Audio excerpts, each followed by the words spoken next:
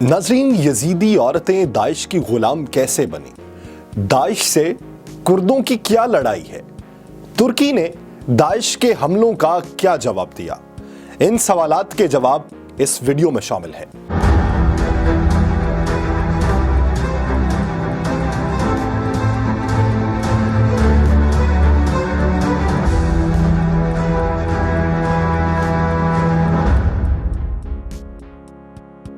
2014 में दाइश को इराक में फतह हासिल हुई तो उसका बराह रास्त तसादुम इराकी कुर्दों से भी हुआ। जब मूसल और उसके इर्द गिर्द के इलाकों से इराकी फौज हथियार डालकर पसपा हो गई तो इराकी रियासत के खुद मुख्तार कुर्दों ने दाइश से जंग करने के लिए पेशे मरगा कहलाने वाले अपने अस्करी गिरोह इस्लामी शिद्दत पसंदों से लड़ने के लिए तायुनात किए। आप देख रहे हैं नुक्ता, जिसके सेगमेंट नुक्ता माजी के साथ मैं हूं यासिर रशीद चौधरी। आगे बढ़ने से पहले अगर आपने हमारे चैनल को सब्सक्राइब नहीं किया तो हमारे चैनल को सब्सक्राइब कीजिए और बेल आइकन को दबाइए ताकि आपको लम्हा ब लम्हा ऐसी मालूमाती वीडियोस पहुंचती रहें। जब मूसल और उसके इर्द गिर्द के इलाकों से इराकी फौज हथियार डालकर पसपा हो गई तो इराकी रियासत के खुद मुख्तार कुर्दों ने दाइश से जंग करने के लिए पेशे मरगा कहलाने वाले अपने अस्करी गिरोह इस्लामी शिद्दत पसंदों से लड़ने के लिए तायुनात किए।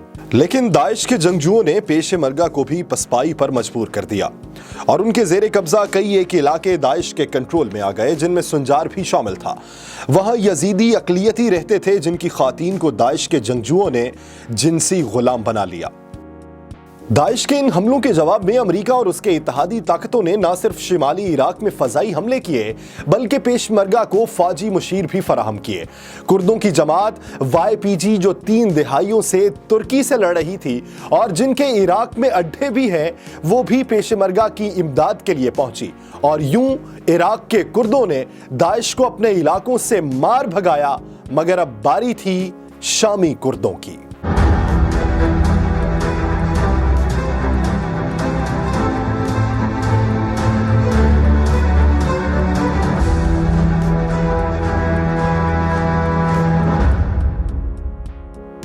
जब शिद्दत पसंद तंजीम दाइश ने शाम के शिमाली इलाकों में अपना मरकज बनाना चाहा तो उन्हें पहली मज़ाहमत कुर्दों ही की जानिब से मिली। शामी कुर्दों की सियासी जमात हिज़्बुल इत्तेहाद डेमोक्राती, जिसे PYD कहा जाता है, की अस्करी तंजीम कीनियान पारस्तीना गिल जो YPG कहलाती है ने दौलत इस्लामिया के खिलाफ हमलों का आगाज किया।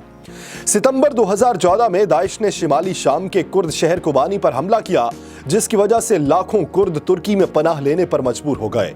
और अगर आप कुर्द तुर्क तनाज़े का पस मंजर जानते हैं तो आपको ये जानकर बिल्कुल भी हैरत नहीं होगी कि दाइश ने यह हमला तुर्की की सरहद के बिल्कुल करीब किया था।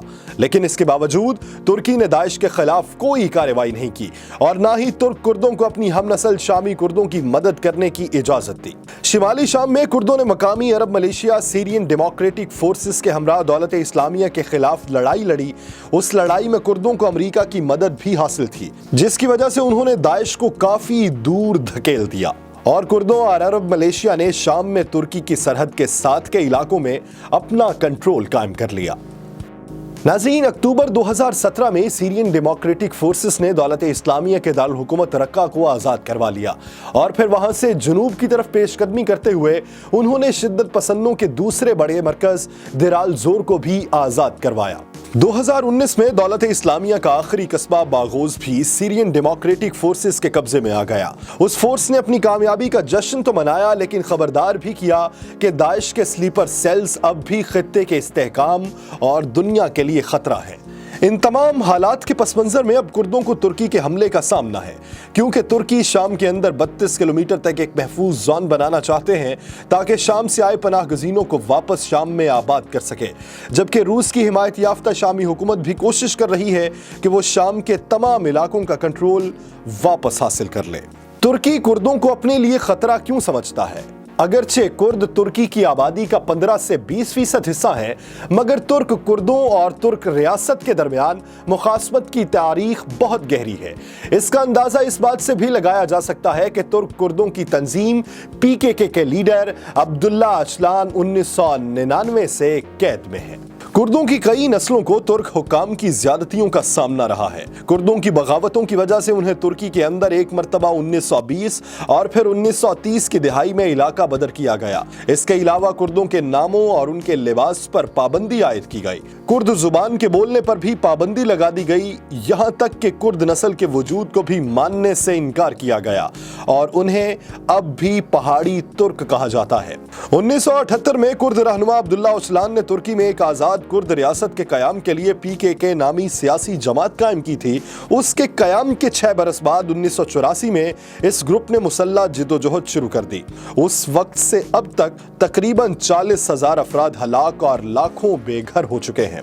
1990 में पीकेके के आजाद कुर्दिस्तान के मुतालबे से दस्तबरदार हो गई और उसकी जगह ज्यादा से ज्यादा समाजी और सकाफती खुद मुख्तारी के मुतालबे कर दिए। ताहम उनकी मुसल्ला जिदोजहद जारी रही। 2013 में खुफिया मुज़ाकरात के बाद एक जंग बंदी तय पाई, लेकिन ये जंग बंदी सन 2015 में शाम की सरहद के करीब एक तुर्क कस्बे सूरज में एक खुदकुश हमले के बाद खत्म हो गई। पीकेके ने तुर्क पुलिस और फौज पर इस धमाके की साजिश का इल्जाम आयद किया। इस धमाके के बाद तुर्की ने पीकेके और दौलत इस्लामिया के खिलाफ दहशतगर्दी का कला कमा करने के नाम पर फौजी कार्रवाई का आगाज किया। तब से अब तक जुनूब मशरकी तुर्की में हजारों अफराद हलाक हो चुके हैं। तुर्की में बसने वाले कुर्द आज भी अपने बुनियादी शहरी हुकूक हासिल करने की तलाश में हैं। अब यहाँ एक सवाल यह है कि शाम के कुर्द क्या चाहते हैं।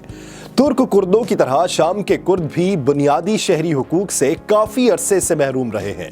60 की दिहाई में तकरीबन 3 लाख कुर्दों को शहरियत नहीं दी गई थी।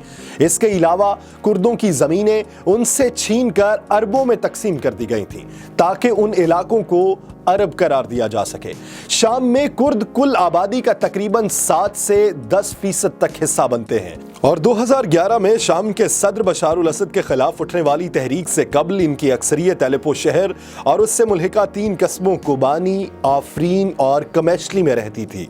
जब बशार अल असद के खिलाफ तहरीक एक खाना जंगी की सूरत इख्तियार कर गई तो तब भी कुर्दों की जमातें गैर जानिबदार रहीं। लेकिन 2012 में जब शाम के कुर्द इलाकों में तायुनात शामी फौज को वहां से हटाकर दाइश से लड़ने के लिए दूसरे इलाकों में तायुनात किया गया, उस खला का फायदा उठाते हुए कुर्दों ने इन इलाकों पर कब्जा कर लिया। जनवरी 2014 में कुर्दों ने शाम के 3 शहरों आफरीन, कोबानी और जजीरा में खुद मुख्तार हुकूमत कायम कर ली। 2016 में कुर्दों ने एक वफाकी निजाम कायम किया जिसमें उन्होंने दौलत इस्लामिया से आजाद कराए गए दीगर इलाकों को भी शामिल कर लिया। ना सिर्फ शाम की हुकूमत बल्कि शाम की हिज़्ब मुखालिफ तुर्की और अमेरिका ने भी कुर्दों के इस ऐलान को मुस्तरद कर दिया।